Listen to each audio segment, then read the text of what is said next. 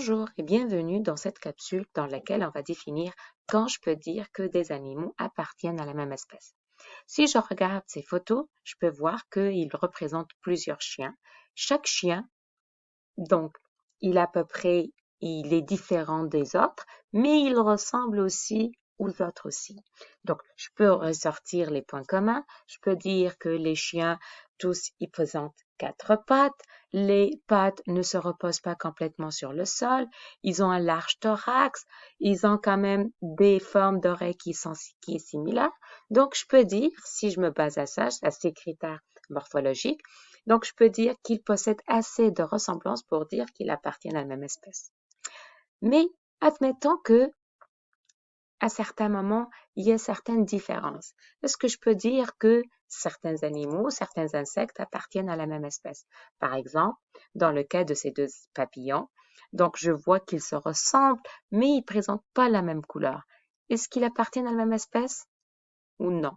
Donc ici, en fait, ces deux papillons, ils représentent une la femelle et l'autre mâle, donc ils se distinguent seulement par la couleur. Donc on peut dire, même avec cette petite différence, ils appartiennent à la même espèce. Donc on est là, on peut dire que le critère de ressemblance physique, ce n'est pas assez pour dire que, en fait, ils appartiennent à la même espèce. Je peux aussi argumenter ou rajouter un autre exemple.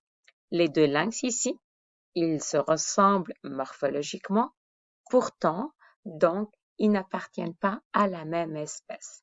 Encore là, un troisième exemple ici. Donc, je peux regarder ces deux grenouilles.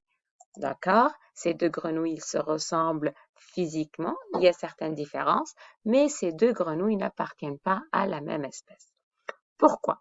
Je reviens encore ici parce que ces deux grenouilles, ils ne peuvent pas donner naissance à des descendants qui sont viables. Donc, lorsque ils essaient de se reproduire, leur descendance n'est pas viable. Donc, on voit que ici, ils se ressemblent physiquement, mais ils ne sont pas capables de donner naissance à des enfants viables et c'est pourquoi ils n'appartiennent pas à la même espèce. Donc, si je résume bien, pour dire qu'ils appartiennent à la même espèce, ils doivent se ressembler physiquement, ils doivent donner naissance à des enfants viables. Est-ce que c'est assez? Pas vraiment. Voyons maintenant, si je croise une jument hyène, ils vont donner naissance à un mulet.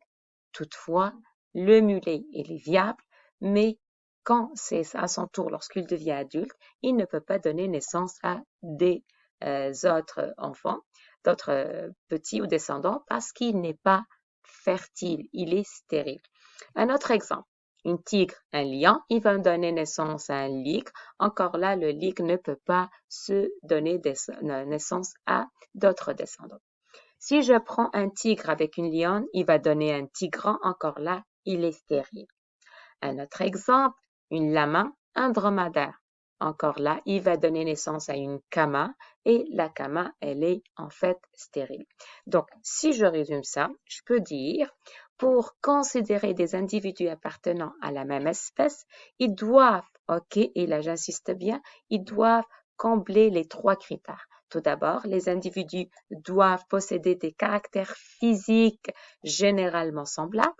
Les individus peuvent se reproduire entre eux et ils vont donner naissance à des descendants qui sont viables.